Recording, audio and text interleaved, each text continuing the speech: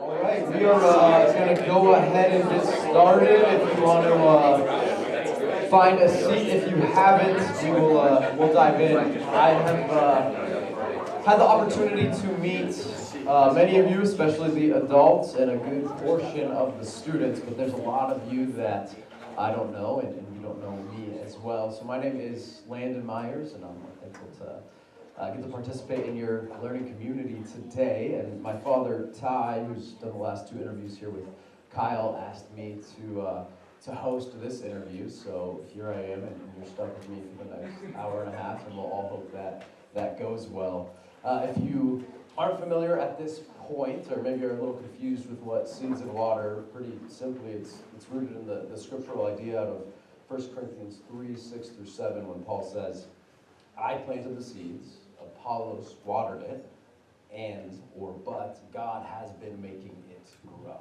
And I love the three parts of that. There's three different roles. There's the watering, there's the planting, but ultimately it is God who is the author of all that is good, and only God. Yet he invites us to participate, to lead, to grow, to learn, to follow in these endeavors as well. And so the root idea of Seeds and Water is that, recognizing that the authorship of all that is good in our world is God, and yet he invites, he calls, maybe he even mandates that we step into partnership with him and others. And so this idea of Seeds and Water is that in all areas of life, but specifically in our context this morning, in vocation or calling, especially, again, this morning with entrepreneurial flair, which maybe the scriptures might call apostolic, is this idea that Apollos learned from somebody, and Paul learned from somebody, and they made mistakes, and they were corrected, and there were others that inspired them.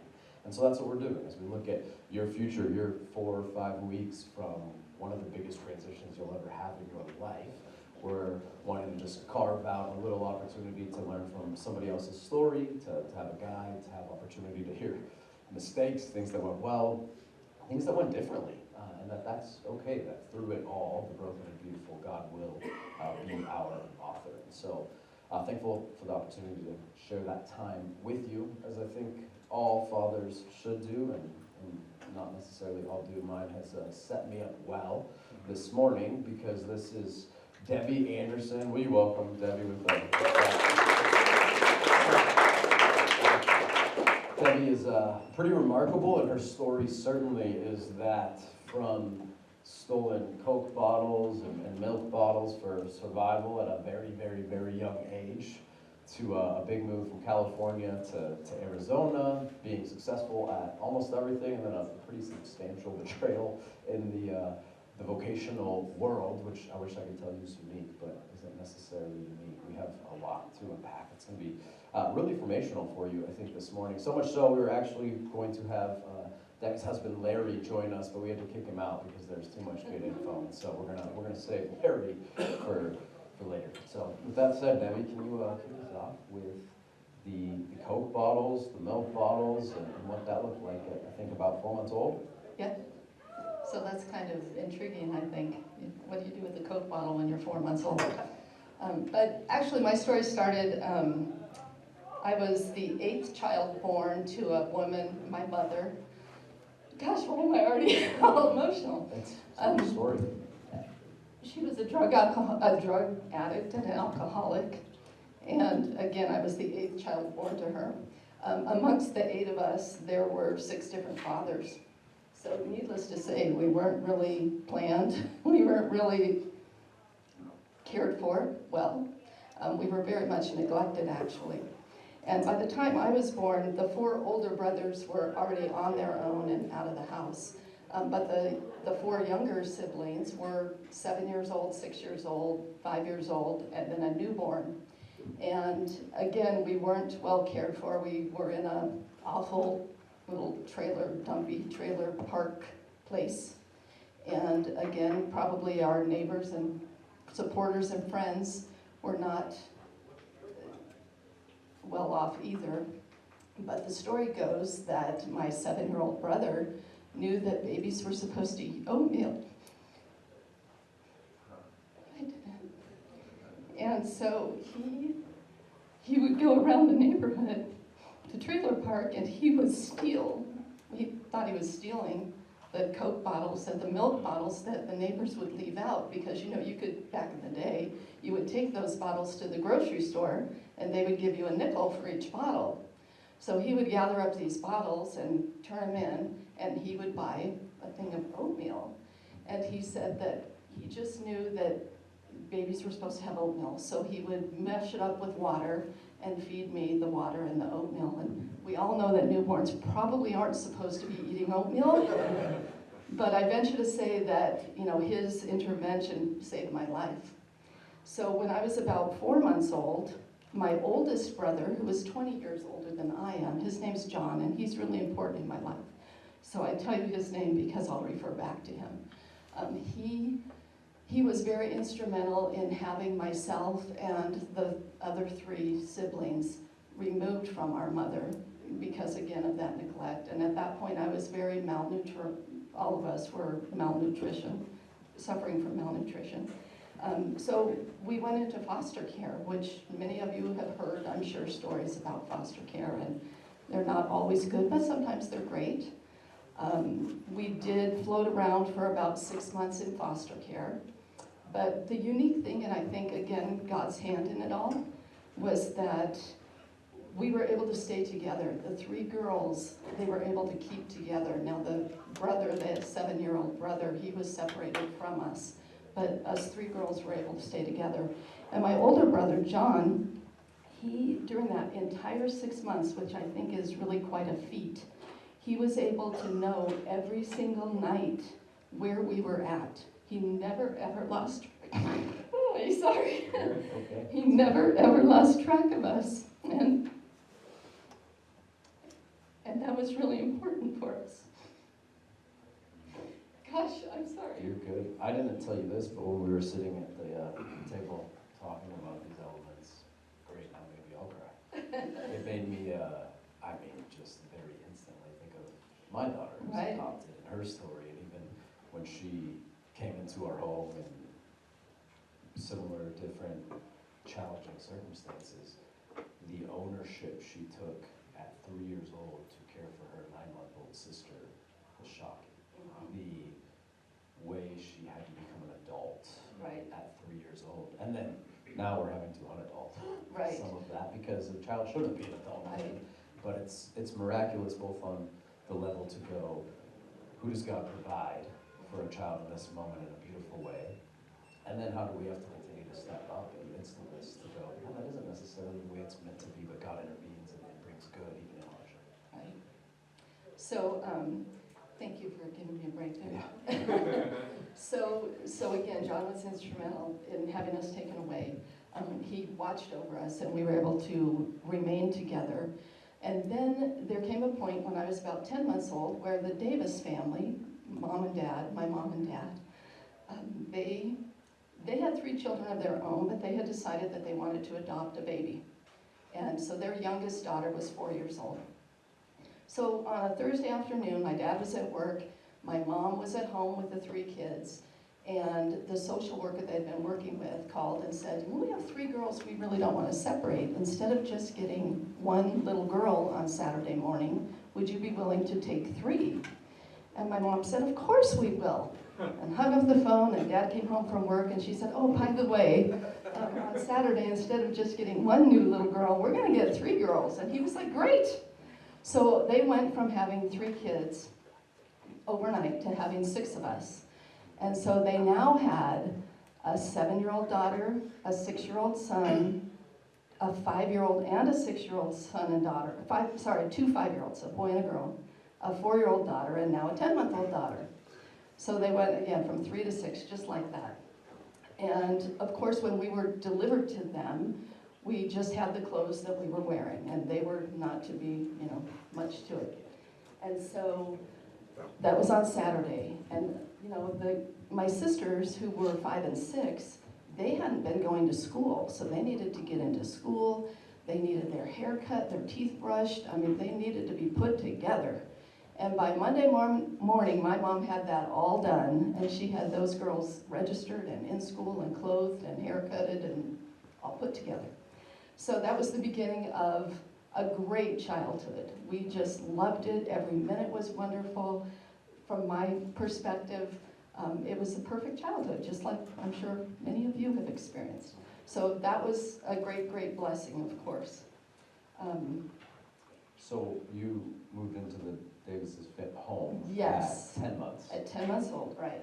At what point, as you look back, did you realize, oh wow, this is different? And look at how many different people, I'm assuming we're working very hard to create that normalcy, the opportunity, and you kind of weren't necessarily aware of it, but I'm sure at some point that hit. When did that hit? Right. I think it was probably when I was in about second grade. And again, everything was really normal until then. My mom was at home with us. She was kind of the neighborhood mom who all the kids came over after school. This was in the 60s, so moms were starting to go back to work. But my mom stayed home. So there were like 20 kids in our house all the time. And there were always extra kids at dinner and all that kind of thing. Well, then kind of the first disaster struck, which again, I didn't really recognize as this big trauma that it probably really was in the adult world. But my dad was injured at work, severely injured at work. He was no longer able to work. He became very disabled. During the course of about a year, he had multiple surgeries, and he was in the hospital pretty much the entire year. And of course, again, in 1970, 72, there was a rule that said visitors at the hospital, you had to be 12 years old. So I wasn't able to see him for almost a year. And fortunately, the hospital he was in, he was on the first floor and he had a window. So I was able to go up to the window and wave at him. But I wasn't ever able to visit him or get a hug. The whole time? Right. And my brothers and sisters could, because they were over 12. But I wasn't able to do that. So that was rough. And then to ice the cake, at the same time that my dad was away, my mom was diagnosed with a brain tumor. And so here we were with 6 kids from like 7th grade to 2nd grade. And mom and dad are both in the hospital for extended periods of time. She had to have brain surgery. She became legally blind and legally deaf as a result of all that. Fortunately, the tumor itself was benign. So that was a big blessing. But during that time, you know, how did we survive? 6 kids in this house, you know, kind of by ourselves. And again, God provided because one of my cousins was 15 years old, 16 years old, and she became pregnant. Of course, she wasn't married, and that was a big, big taboo. And so she was not able to go to school, etc. during that time. So she moved into our house and took care of the 6 of us while my mom and dad were in the hospital. So for many weeks she was there with us, and she was, you know, she was just a kid herself, but she was trying to keep everything together. So her big job was to get us dressed and out the door in the morning to school. And then from there, I think the neighbors kind of took over, because every single night for weeks on end, somebody was walking up our driveway with a big bowl of spaghetti or a big whatever, pizzas, whatever it was. They were feeding us and taking care of us, and obviously someone was paying the electric bill and things were getting done. And I mean, my mom and dad were both incapacitated. They were not able to do any of that. So I think without really, you know, as an adult I can look back and say, okay, obviously God was taking care of things. But as a 7-year-old child, I mean, I just thought, okay, it's all gonna be okay. I didn't feel fearful. I knew that, but I think it was probably the first time that I realized or said, maybe even out loud, okay, God's got us, you know, we're taken care of. I think it's all okay. Yeah, wow, that's 2nd grade. As you've processed growing up with your siblings, did they have different perspectives on that? Because you're the youngest, correct? Yes, yes. Yeah, definitely they do. Because again, as a 7th grader, you're gonna see that very much, you know, different than as a 2nd grader who just wants to go out and play in the yard. Sure. So I think probably my brothers also took on a bigger, responsibility and role, for sure. Yeah, that's substantial. It's hard enough for me to get all my kids dressed for school, so I can't imagine a child doing that. Yeah. Wow. And homework. And homework and all of it. But, you know, it was really, again, back to the normalcy. I never really thought it was any big abnormal situation. It's just the way it went, and kind of one day at a time, it all came together. So, but there were a lot of people involved. Absolutely. Well, that's the interesting thing. It's instead of, in essence, the family unit and mom and dad, how it should be, God provided multiple different people to fill Right. different roles in different seasons. And it's pretty Yeah. amazing to be able to look back and go at each point who played a critical role. Yes. So, all right, eventually, there's a big move to Arizona. How old were you then? Were you excited about that move? Did you not want to? What were you feeling as that happened? Well, it was, actually, I was excited about it. It was an adventure for me. I was 12 years old. I had just started 8th grade, and we were moving from the LA, Los Angeles area to Chino Valley, Arizona. And this So again two was, slightly different. woo, it was something. Still little. This was in 1977. Okay. So Chino Valley's population was about 2,000 people. And I had moved from a middle school that was just 7th and 8th grade that was more than 2,000 people. So it was a huge change. But I was really excited because I was going to get to have a horse. That Oh, I was like gonna a ask, big what did they deal. tell you about Yeah. Chino? But it was that you were gonna get on a horse. Yes, Okay. yes. So, so I moved. We, again, at this point in time, let me back up for just a second. My sister, my older sibling that came with us, Mhm. when we were in she was in 7th grade when my dad was injured. And so at that point in time, you asked about how the other kids handled it. She had a really difficult time with it because we had gone from, again, kind of a normal family, granted a lot of kids, but a normal family where, we all had what we needed and life was good, to a situation where my dad was home and my mom had to go to work, and the income level went way, way, way down. And so it was more of a struggle. And so that was really difficult for her to adjust to. And she decided at that point in time to leave our family and go live with our natural aunt, whom we had known and stayed in touch with through that older brother, John. So she kind of abandoned ship and And how old was headed she out. at this point? She was in 7th grade, She so was in maybe 7th grade when she 13. left. Mhm. Okay. And so of course, that was hard on my mom and dad because, it's kind of an ego, like, what, this kid was judging us, right, and leaving us. But that's how that went. So there were 5 of us then that moved to Chino Valley with my mom and dad. And again, the older kids were, my older brother was just out of high school, and then the next three were in high school. So it was probably really rough on them. But for me, it was just this great big adventure. So we moved.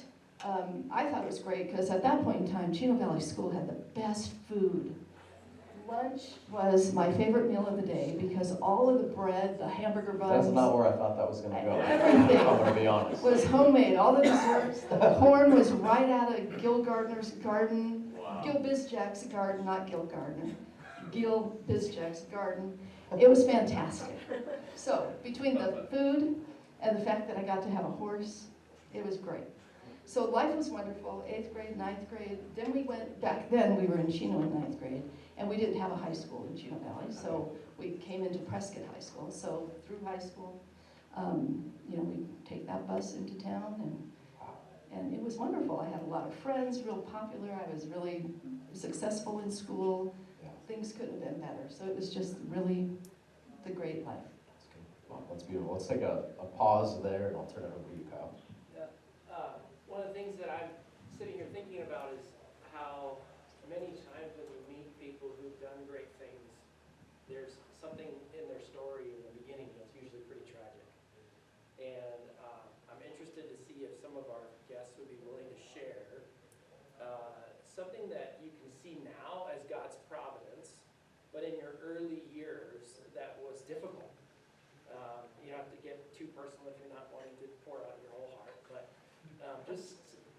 there's something to people who do great things being able to reframe their tragedies through God's hand of providence. And I think it'd be interesting for our students to hear a little bit about that. Would any of you be willing to share that with the students around you for the next couple of minutes? All right, so that's the first 14-ish years we covered into high school at Prescott High School. A tumultuous journey, to say the least, filled with all kinds of obstacles and hurdles, but God's provision woven throughout.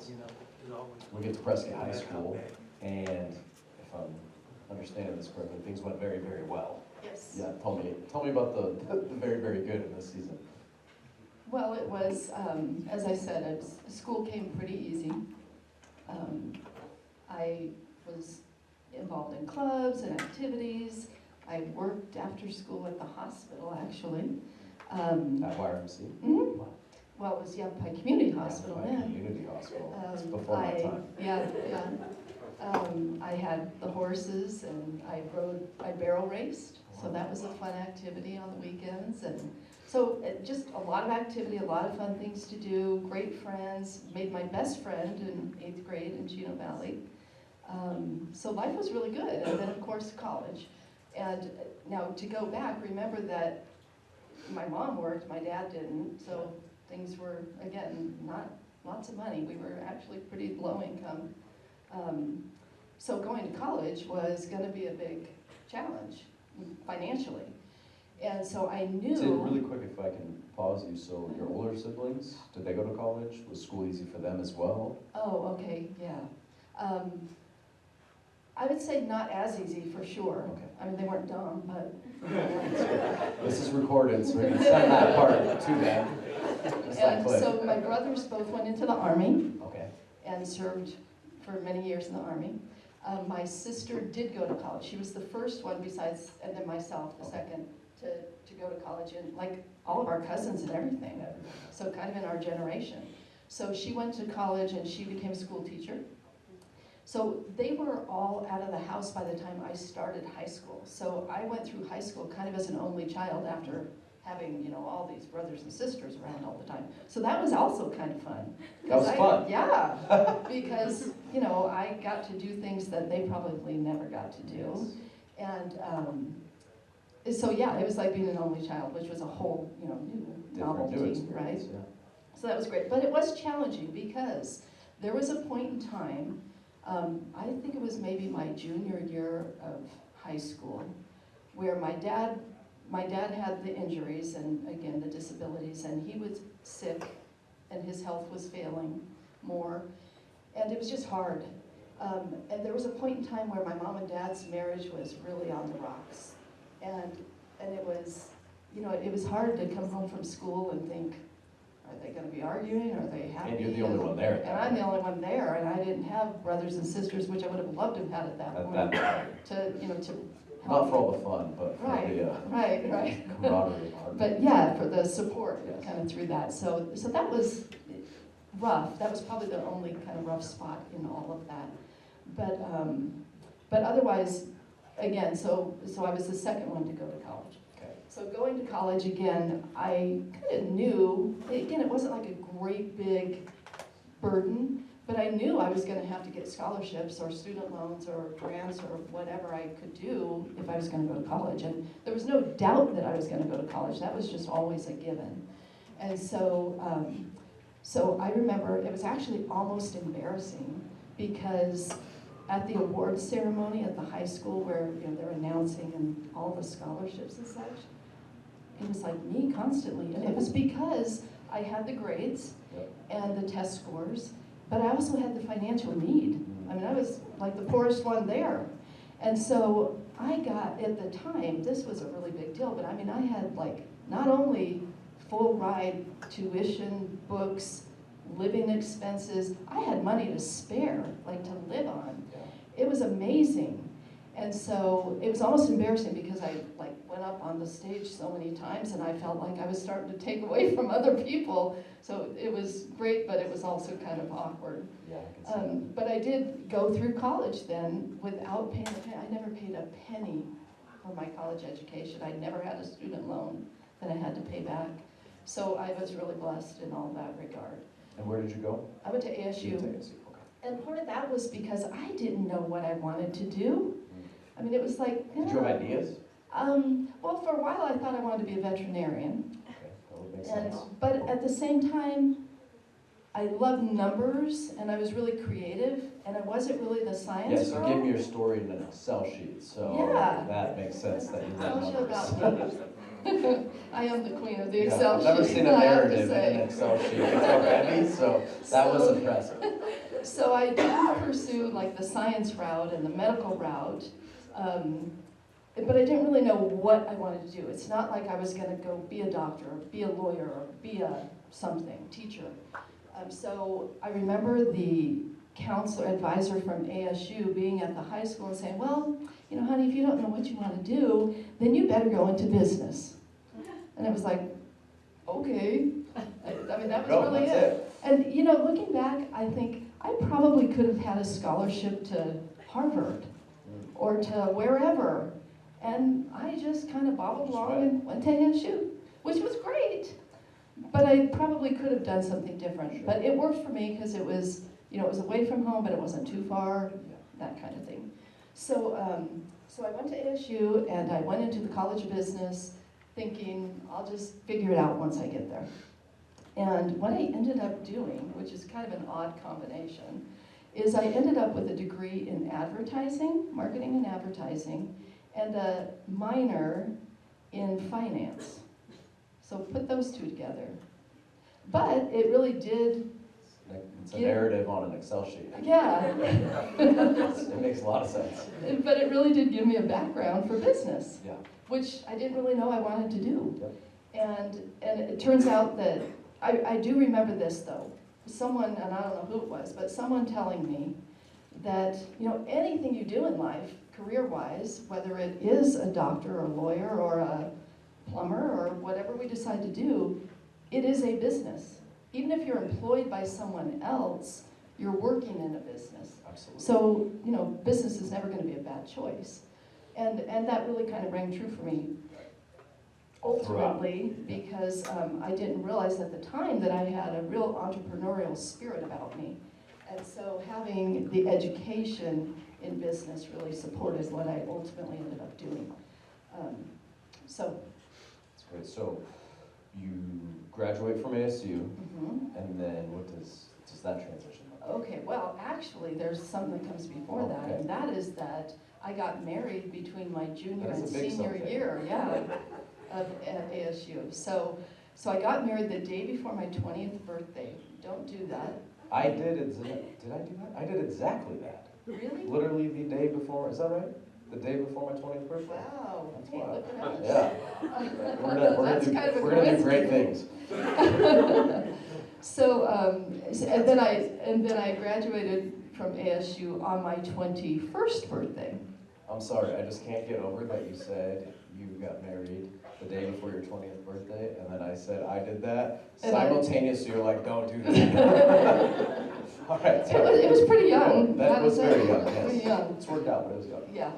Yeah, well, mine didn't. That we were, I mean, it did for about 20 years. the path, yeah. So, yes, so I graduated from ASU. I went to work in an advertising agency for about 4 weeks, learned that I hated it. It was really cutthroat and really, really negative. And it could have just been that situation, but that was my perception. And so, in the meantime, I had applied for other positions.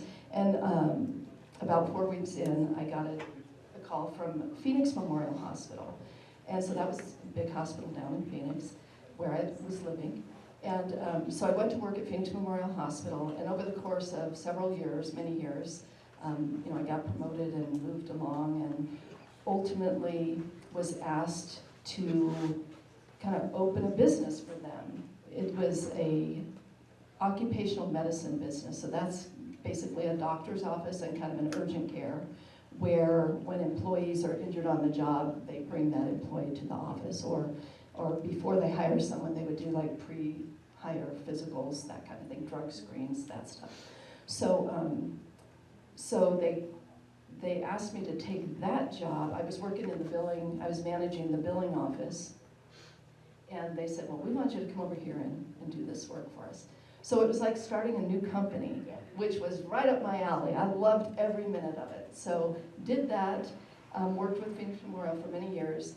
And then this was back in the 80s when kind of the new thing was for hospitals to employ physicians and to buy their medical practice and employ them as employees and take care of business. So that was kind of the next step. The hospital said, you know, we want you to head up this division and go out and find doctors who want to become employed and want to sell their practice to the hospital. and then put it all together. So again, great big challenge, wonderful, I enjoyed it, worked on that for many, many years. And then in the year 2001, my dad again was really having some huge health issues, and I really wanted to get back to Prescott. And you know, my kids were little, they were in, I don't know, kindergarten, maybe 4th grade, 5th grade. Had you already done your MBA? No. No, okay. And so I wanted to get back to Prescott to be with my parents and help support my dad. And of course, I wanted my kids to grow up in Prescott instead of Phoenix. That's always a better thing. And so the hospital here in Prescott had a big position open that, frankly, I wasn't even sure I was qualified for.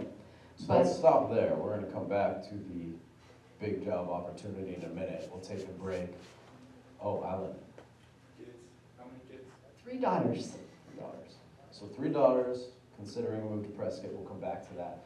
We'll take a few minutes for you guys to discuss, and recognizing that you're in a transitional phase, entering some kind of new move, maybe find somebody, as Kyle said, more seasoned than you. And the more seasoned folks can maybe share a little bit of just kind of a bullet point version of your trajectory. So what were different careers, degrees? Was there alignment in those, or were there times where God just went, hey, there's a total left turn or right turn? What was the trajectory? Just as our students are processing what probably feels like a very immense, life-changing choice, and could be, but also going, God has that in the time. So share a little bit of kind of your story and bullet point version, and we'll come back in just a few minutes. All right, we'll dive back into our story. And so Debbie is at Phoenix Memorial Hospital.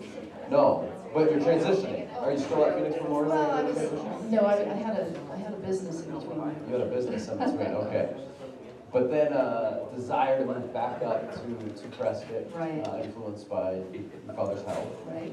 and a big opportunity. Tell me about that. Right, so the hospital here in Prescott was at that point in time talking about opening a new hospital in Prescott Valley. And so they had been planning on that for years, but not specific plans, but planning the financing, etc. So the time had come for that to kind of move forward.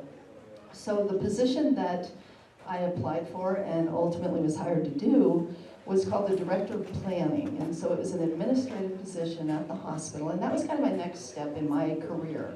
When I had been at Phoenix Memorial, I was at that director level, so the next thing would be administration. So this was exciting for me and a big challenge. The idea was to work on the planning for the hospital, meaning the numbers, the analytical part of it all that goes into the preparing to design and build a hospital. So we spent a couple of years working on that plan, kind of the recipe for the building of the hospital. So it's really fun, intriguing, challenging work. I got to be creative. I got to look at all those numbers and put together a bunch of spreadsheets. And then, the time came to work with the architects and the designers, so the creative part of all that was really right up my alley as well. And that really, the only thing that really qualified me for that job, besides, again, the skill sets of being able to be organized and plan and project planning, was that when I was at Phoenix Memorial Hospital down in Phoenix, one of the voluntary roles I played at the hospital was every year I chaired the employee campaign.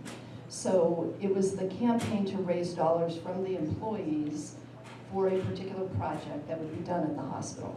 So each year or every 2 years, it was something different, like expanding the emergency room or redecorating, whatever, renovating the OB's ward section or unit.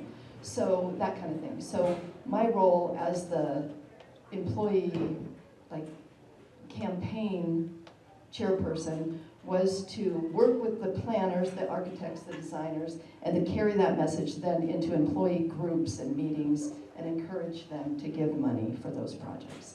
So that was kind of my introduction to working with architects and designers and learning about how hospitals were designed and why certain things were done in different areas, i.e. surgery, emergency rooms.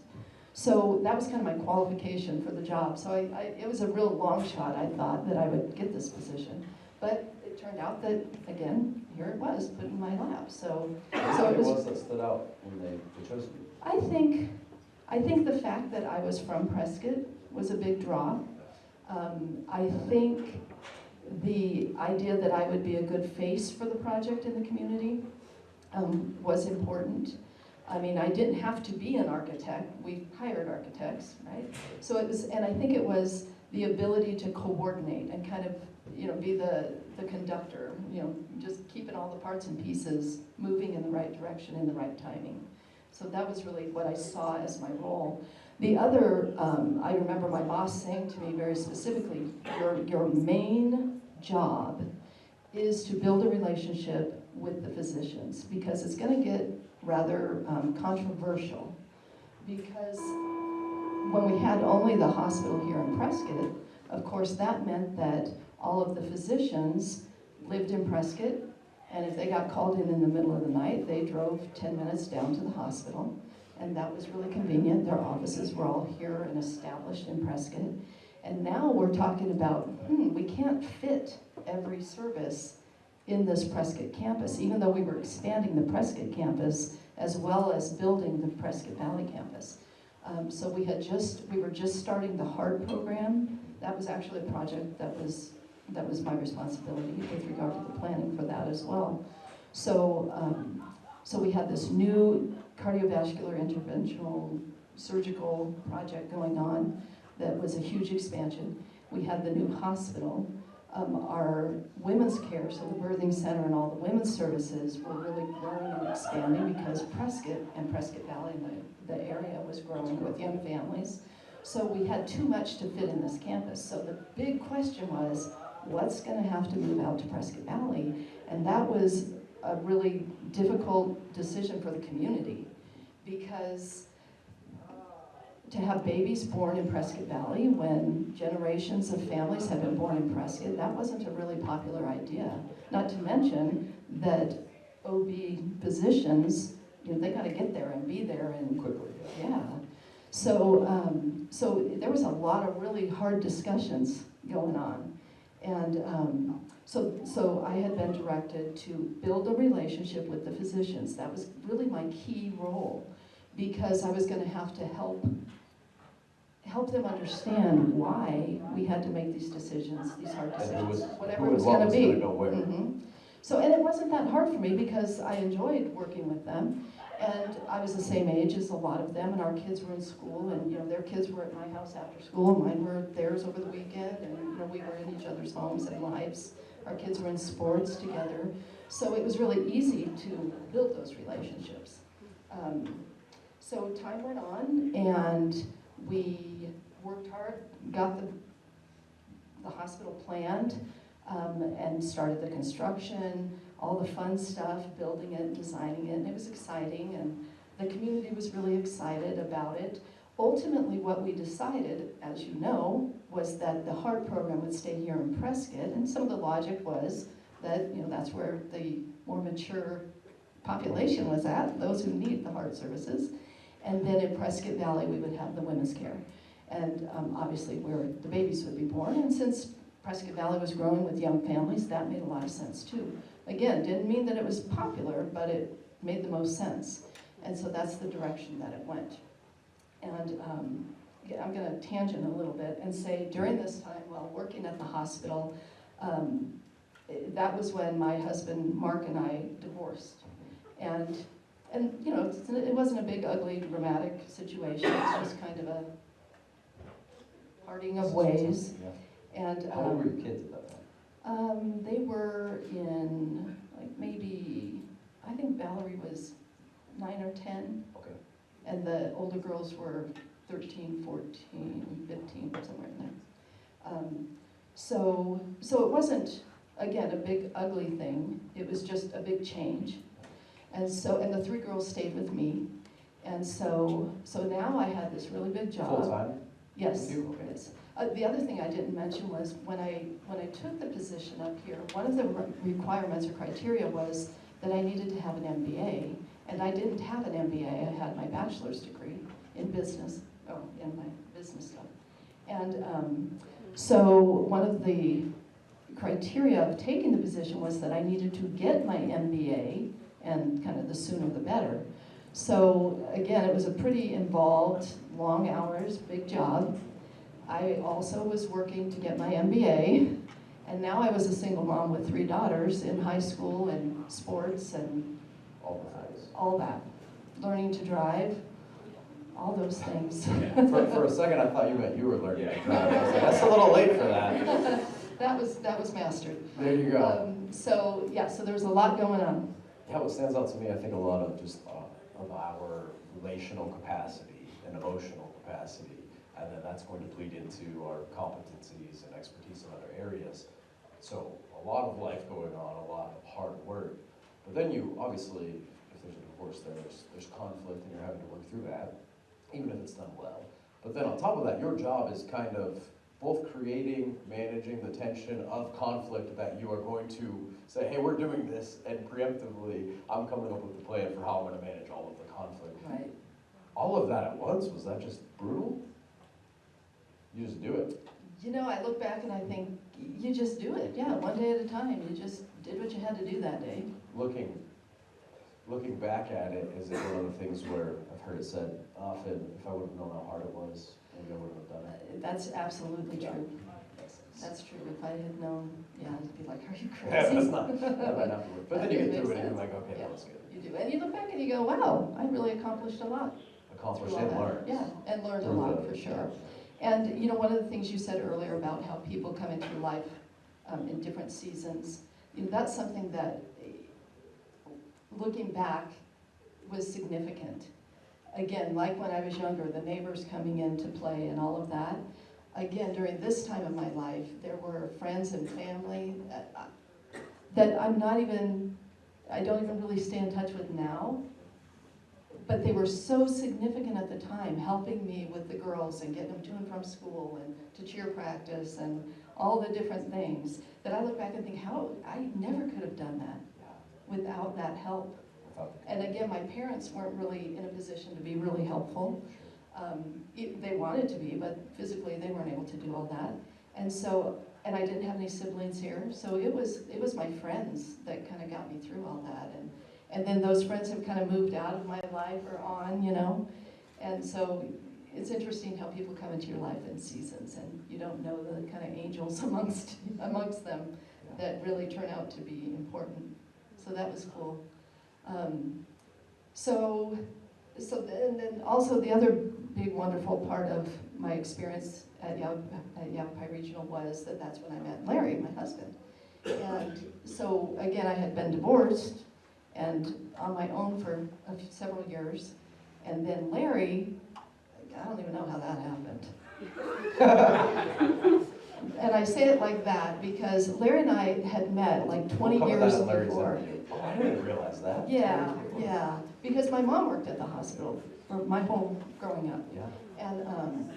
And so I had met Larry in the past, but of course my kids were little. And he was like, oh, kids, you know, she's married, what did he care? But I remember meeting Larry, and I remember very clearly, you know, I was impressed with him and his work at the hospital and such. So then years later, I'm working at the hospital, and most people don't realize, but the pharmacy, Larry was the director of pharmacy at the hospital, and the pharmacy is probably the most important department in a hospital from a financial perspective, because they spend the most, they bring in the most revenue, and it has to be managed, very, very carefully. And so a lot of my work in the planning of the hospital was with the pharmacy. And so Larry and I got to be very, very good friends. Now, Larry's a lot older than me. That's why I say, how'd that happen? And so, sorry, Ann. He's like, yeah, tone it down. So anyway, we got to be very good friends. You call him Mr. Big Wonderful, so all. Yeah. And but the point was that he was one of those people that before we were ever a couple, that he was important to me because he was really supportive, and it was just good. It was good to have a good friend like that. Absolutely. Yeah. So things go well, and kind of this Yes. is a big narrative for you. Things go quite well in whatever adventure God has in Yeah, store you yeah. choose. And then, how many years was that? And then we had a big moment. So about 7 years in, the hospital was now completed. It was open In Prescott Valley. in Prescott Valley, and all the renovations were done here. But for about 2 years after you finish a big project like that, that's kind of, you have a 2-year kind of warranty. So there's still a lot, you're working out the bugs and the tweaks and equipment and furnishings and various things. So the job was still ongoing is my point, and obviously there's always the next project. So I anticipated being here and being at the hospital for the rest of my career. My intended route was ultimately to be the COO, then CEO at the hospital here. And things changed. One day before the hospital was finished, so this started kind of before we were actually open, there was a big meeting amongst some physicians and administration. And it turned into a very, very ugly, negative meeting. In essence, the doctors were unhappy with administration, not just with the decision to put OB there and put Heart in Prescott, but real, I mean, it just got real personal and real terrible with regard to, doctors kind of going after the administration. And in that meeting, it was said that the only reason we're at the table today is because of her, meaning me, and my relationship with This is those what the doctors. doctors said. The doctors were attacking and saying, we're only here because of her. And they basically, were I was flattered, that it was very complimentary to me, but it was very negative to my boss. And And kind of so, made you a threat. yeah, yes. So it wasn't long after that. We kind of dealt with that for the next maybe 6 or 8 months, and it was obviously very awkward and uncomfortable. And then it came time for my annual review, which again, I was this person who was always succeeding. I never expected anything but a good review and positive promotional kind of things.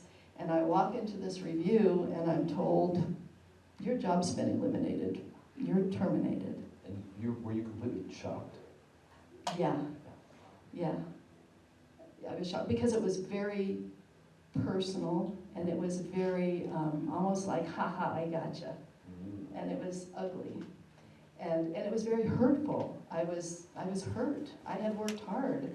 I had done what I thought I was asked to do, which was build a relationship. And obviously we had built the hospital and we had done all of that, the real objective stuff. But on the subjective side, it was build relationships. And I look at it and I think that whole situation could have been handled differently if that person had looked at the situation and said, I have an asset because the doctors want to work with her. We could have turned that into a positive. But instead, and I don't know if it was a threat or if it was an ego situation, but instead it was just anger and directed at me. And so I was the one that didn't get to be there anymore. Yeah, when you drive by now, I have certain things you haven't driven by. I don't go in. Okay, that makes sense. I was told not to, frankly. Yeah, well, that makes sense for multiple reasons. It's interesting how there can be physical scars, whether it's in a building or a location that represents something internal in our past. I have them. I can drive by certain places and I can think of people and I can feel some deep anger, and then I have to process through that again. And I'm like, gosh dang, it's been a while. You feel like I have this together now, and I don't have to loop back into it. Yeah, it is. The project that was in the works when all this went down was the new birthing center, which was not open when we first opened the hospital. It was a couple of years later. And so I had been working on it, designing it, but I had not been in it. It hadn't been built. And so when one of my granddaughters was born, she was born there, and I went there. And it was like, wow, this really did turn out beautiful. It was fantastic to see it and to have a positive To spin on experience it it. all, right? Absolutely. So, and it was a good experience for our daughter, so it turned out like we planned, so that was all great. But So- there's still that twinge there. Yeah, but you know, kind of, I think I said to you the other day that even in the worst, I mean, honestly, that was the worst situation in my life. That was the most negative, ugly, controversial feelings that I've ever had. And, but at the same time, you know, I literally walked away from it going, I know there's something better. I know that God has a plan in all of this, that this is not without purpose, not without reason. And so although I was hurt, my feelings were hurt, I was disappointed, I was fearful. I mean, I had 3 daughters that were getting ready to go to college and, you know, cars and activities and no job. Yeah. And It's a it was big like, deal. oh, this, you know, this, granted, you know, I'd get by, but yikes. Yeah, it's a lot And more. again, that was kind of where Larry was in the picture at that point. And so I knew I wasn't gonna go hungry, because he'd buy the food. So. And on that note, on Larry buying the food, we're gonna take one more quick break. And maybe this time, instead of kind of career trajectory, what did you say, a little more mature in the room, can maybe share if there was. So Kyle, in our first break, talked about a hard moment maybe in formation, right? Early years, family, childhood. Maybe something challenging, and you can cake it, package it in a simple and time-appropriate way. But something that stood out, like Debbie's moment, we all have these where you go like, oh, this hurt. Maybe it still stings. What did you feel in that moment? And then where did it actually lead? Because there's moments where you go like, this is the end. I don't know how we recover from this. I don't know what's next. What did you feel? What actually happened? Share for just a few moments on that, and then we'll come back and round this up. All right, we'll have a few more minutes at the end that you can finish these conversations. I think it's a great thing that I gotta transition you out of those. Part of the intent of this is that you can have those ongoing relationships and do this as an opportunity to build. But I'm giving Debbie the very challenging task of wrapping up her life story here in about 7 minutes. So we're gonna transition from that moment, which was hard, to what happened next. Well, again, I think that in every, you know, that saying, right? When one door closes, another one opens. So even though it was awful and I thought it was the end of the world, something better happened. And that was that I got a call from Northern Arizona Healthcare, which is the hospital system up in Flagstaff and Cottonwood and Sedona. And I think maybe Larry had a little something to do with this because he had a lot of friends up there. But I got a call that said, we have a job for you. And so I went up there and once again had an opportunity to build a business for the hospital from the ground up. Because remember back in 1980, whatever, when I was at Phoenix Memorial and the trend was to buy doctors' offices and employ them. That had gone away in the late 90s, 2000-ish, but it was a thing again. And so this was now like 2007, I think. And NIH was ready to employ doctors, and they knew that I had done that work, so they reached out and asked me if I would come up and build that business for them. So I did that. The hard part was the girls were in high school. Larry and I were together, not married yet, and I didn't want to relocate to Flagstaff. And so every day for about a year and a half, snow, blizzards, whatever it was, I drove from Prescott to Flagstaff. Sometimes from Prescott to Flagstaff, back to Sedona, back to Prescott. I mean, it was just all day. I was driving probably 1,000 miles a week. And sometimes I had to be at the hospital at like 6:30 in the morning, in Flagstaff, at like 6:30 in the morning so I could catch surgeons before they went into surgery. And then maybe that night we'd have a board meeting that I didn't get out of until 9 o'clock, 10 o'clock at night, and then drive back to Prescott, only to turn around and leave again at 6 o'clock in the morning. So it was rough, but it was a great challenge and it was great fun, and I needed to do it. I had to work hard, I had bills to pay and kids to raise and college to pay for and all that. So I did that for about a year and a half, and built the business to the point where now someone could take it over and maintain it and continue to grow it. So I left the hospital there and actually went to work for Larry. He owned Alliance Home Care. He built Alliance Home Care over the years. And so I went to work with him at Alliance Home Care. And then it wasn't long after that that we got married. And then and then a few years later, about 2 years later, I know, it all went, a few years later, Cottonwood, the hospital in Cottonwood and NAH called me again and said, we really would like you to come back because things have kind of fallen apart with our employed physician group, and we need you to kind of put it back together for us. So again, Driving in every day. about a year and a half, putting it all back together. During that time, my father passed away, so that was rough, and I was on the road a lot. One thing I didn't mention, and I only have a couple minutes, but our oldest daughter is now a recovering alcoholic, but she was in the midst of a lot of drama and a lot of ugly going on for many years. For about 17, 18 years, she struggled with addiction. And Larry was a huge support and savior kind of in that whole situation, and I'm happy to say that today she is awesome.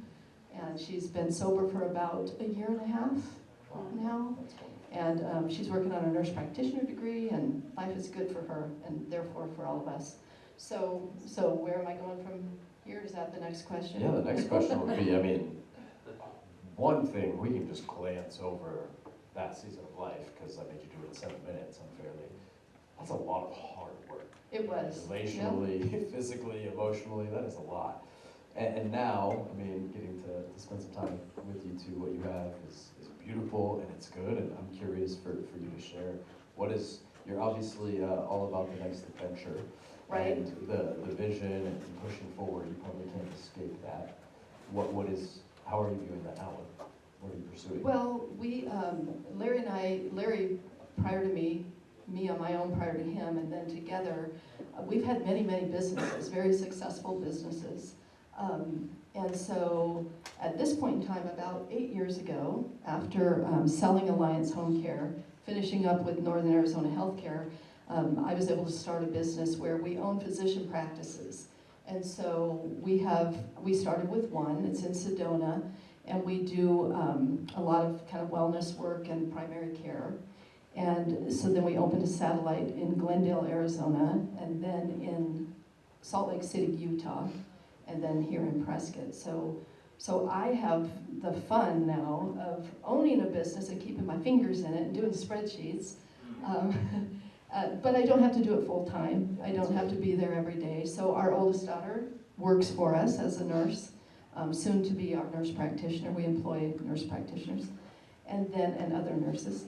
And then our youngest daughter just came to work with us as well. She's taking over all of my administrative work. She can handle a spreadsheet She too. likes spreadsheets. And so, It's genetic. yeah.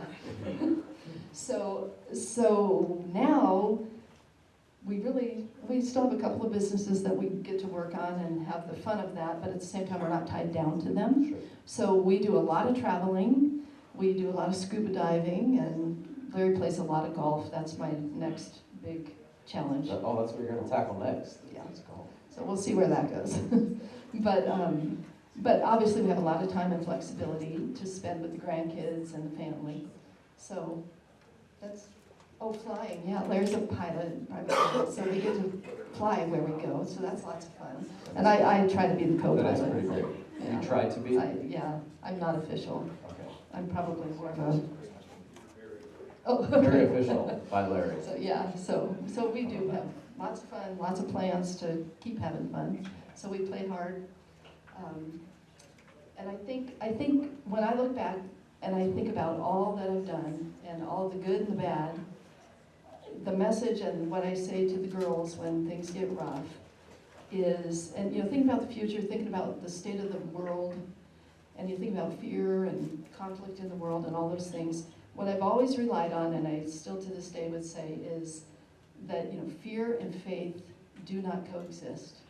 If you're fearful, fear is real, but if we have faith, that God's gonna handle it, or that it's, you know, God has a plan, it's there, there's a purpose for it, for the brokenness, the fear, whatever it might be. If you have faith, then you have to set that fear aside. Yeah, the faith can triumph Right. over the fear. Yeah, It can be real, there's absolutely. real factors, but Yeah, that faith it's will real. always triumph. But if you can focus on the faith in those moments, you can let that go and sleep at night. You can't. I think one of the hard things is timing on that, because I go, yes, faith will triumph over the fear.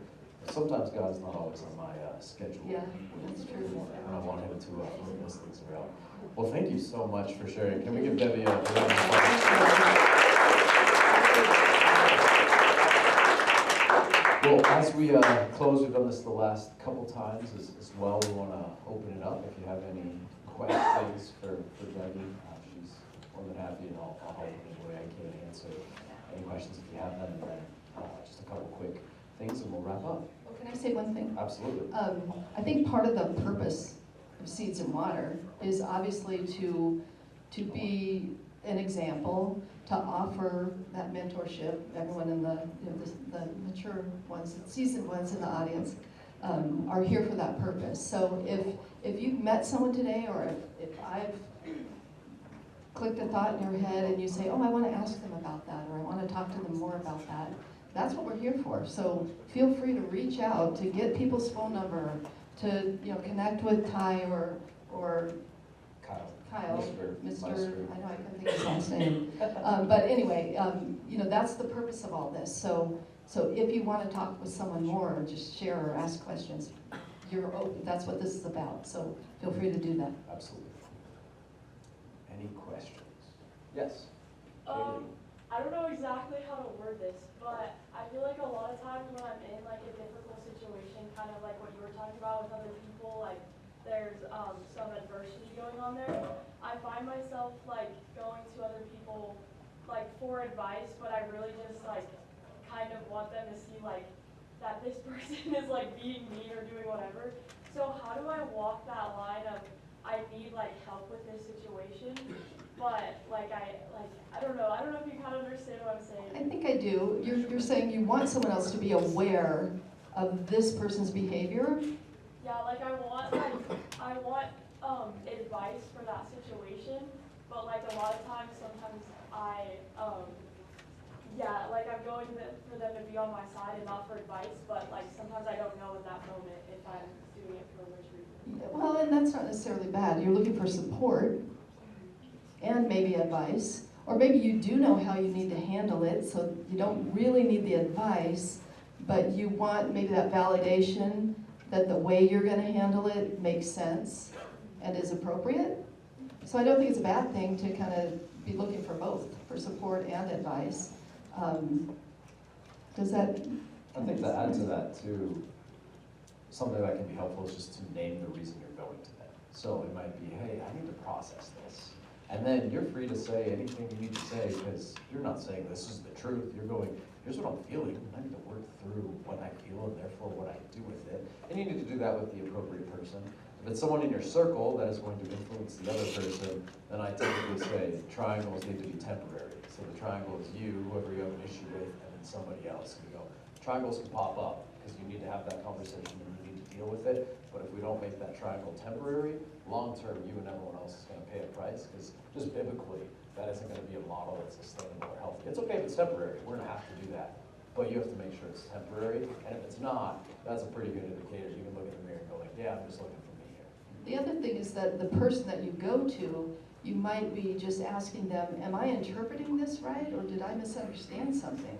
Because your perception of that person's comment, reaction, whatever the issue is, might not be someone else's Might not be perception.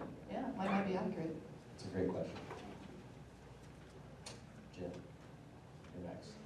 Debbie, was there ever a time in your life where you felt like, just chuck it, I've had enough, I'm stressed, I'm maxed, and if so, what'd you do about it? Or how'd you get out of that? I'm sure that there were moments like that, but I think, I mean, I'm thinking like, you know, again, in those moments where, okay, there's no job, I've got kids, what do I do now? I gotta pay the mortgage, where you just want to throw up your hands. but you can't, right? I mean, it had to be short-lived because you knew you had to take the next step. You had to just pull up your boots and say, okay, I'm gonna get it done. So I'm sure there were those moments, but I think I just didn't have an option, right? And I think that's how it is for most people. You just have to move forward. And even if I guess even if we did roll up in a ball, you know, and cry for a few days, hopefully it would just be short term, and then people would come in and help you handle it. I guess mine comes with a little bit of backstory. So like my grandmother worked in healthcare for a while, and my mom has been a single mom, and I mean now she's remarried. But I know that when my mom was a single mom and my grandmother worked in healthcare, they weren't able to be home as much. And when talking to both of them, they talk about how much they wish they could have been home. And like my grandmother had to make a lot of sacrifices, and so did my mom. And so I was curious, with you working as much as you did, and like having to drive to Flagstaff and having to have people come in and help with your daughters and everything, do you feel like you missed out on some of your daughter's life and experience? Do you regret that at all, or do you wish you would have like Done it differently. sacrificed something else or something? You know? That's really a great question, because those were big, important questions. Even, you know, at the time, I know when the girls were really young, they were in, you know, daycare from the time they were 6 weeks old, 10 weeks old. And there were many times where my friends were home with their kids, and it was like, oh, I wish I could be home with my kids. In hindsight, the preschools that they went to really prepared them, and maybe that's just kind of justifying it in my mind. To some degree, I'm sure that's it. But at the time, it was like, I can't be home. I just can't. I had to hold up our lifestyle and pay the bills. And so although I wanted to, and there were other times, sure, when they were going to sporting events and I couldn't go because I had to work, or their choral, you know, their choir performances or whatever it was. Obviously, I did everything I could, but there were a lot of things I did miss. And I think I probably feel worse about that than they did. I think if you asked any one of them, they'd say, oh, no, it was fine, you did great. And, you know, we had other people that were involved. I don't feel like they feel like I wasn't present. I think I carry more of the guilt that goes with that. So I try to look at the positive, that, you know, they turned out to be great women, and they're strong, and they're independent, and they're all, you know, they're great moms. And so I think it served them well. And I think, though, really when I look back and I think the times I thought I wanted to be a stay-at-home mom, for me, that wouldn't have been the right answer. I probably would have, I can't say I'd beat them, but I mean, it wouldn't have been for me. So, you know, we all have our own path. And mine wouldn't have been to stay home with the kids. So there were times, but I think the right decisions all along. And they turned out well-adjusted women. That's good. One or two more, if you have any more. Andrew. Thank you so much. Thank for your you. story. I really appreciate it. And if this is too personal, you can tell me. I've already cried in front of you. Okay. So, trauma is like this buzzword, especially now more than ever. And, I mean, you gave us your story, and there was like early developmental trauma is what I would call it. And so my question was, as you got older, did you notice effects of that? And did you have to seek help for that? Or what did that look like? I mean, obviously it hasn't bogged you down. You've triumphed incredibly, but there's still that stuff like that's in you, right? So Yeah, well, and that's a big one, because, and we were talking about that a little bit as well. I actually don't have any trauma. I honestly don't think I have any trauma. And I think I said, you know, if someone sent me back to somehow to where I was remembering what I went through, then I'd probably have some trauma. sure. But I really don't. And obviously I don't remember at all any of that experience before I was with the Happy family, right, the Davises. My sisters do. My sisters had some real abuse in their life, and my brother. So they have suffered with trauma for sure. They're both, well, one of the sisters is gone now, but but they both are lifelong alcoholics and drug abusers, and just, yeah, really traumatic, ucky stuff. I didn't have any of that. So it kind of brings me to that question, and we were talking about how much of it is innate, how much of who we become is genetic, and how much of it is what we were raised with. And it's a hard question to answer. But so I have no trauma, no drama, no difficulties, never have been to counseling for any of that. Again, my sisters, on the other hand, have. No, I think you answered it. Thank you so much. Yeah. Yeah, lucky. All right, we'll take one more question. When did you think your life was next? That's a good question too, because when I was young, I was raised Catholic. So from the day I got to the Davises, you know, it was church every Sunday and catechism after school once a week and all that. So, and, you know, baptism, confirmation, the whole thing. And then I raised our girls in Catholic school. But looking back, what I realized is that I was a very devout and very good Catholic, and I certainly would always call myself a Christian. But it wasn't until I stopped going to the Catholic Church, and when life was really good in the middle there, when I was working at Phoenix Memorial and the kids were growing up, I kind of, religion and Christianity became very superficial for me. I just went through the process. I went to church. I was a good Christian, but I was kind of where it was at. There was no real passion. And it wasn't until I started going to church with Larry. He was raised Methodist.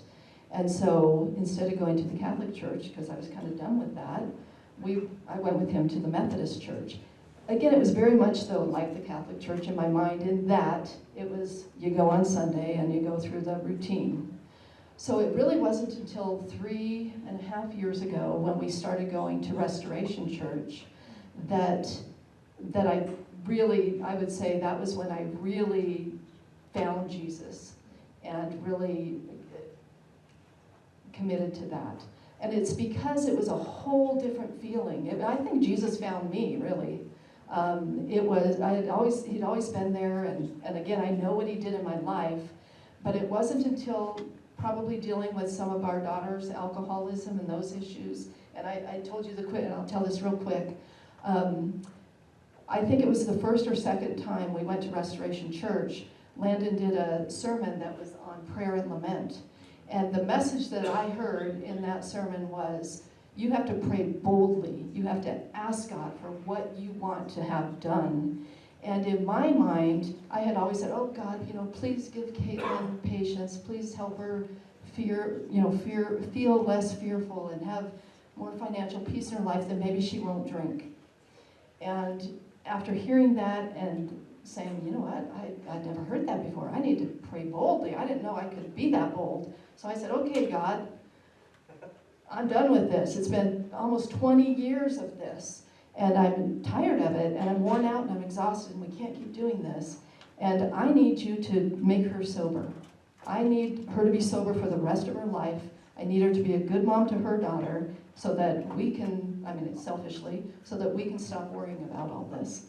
And lo and behold, it was 2 years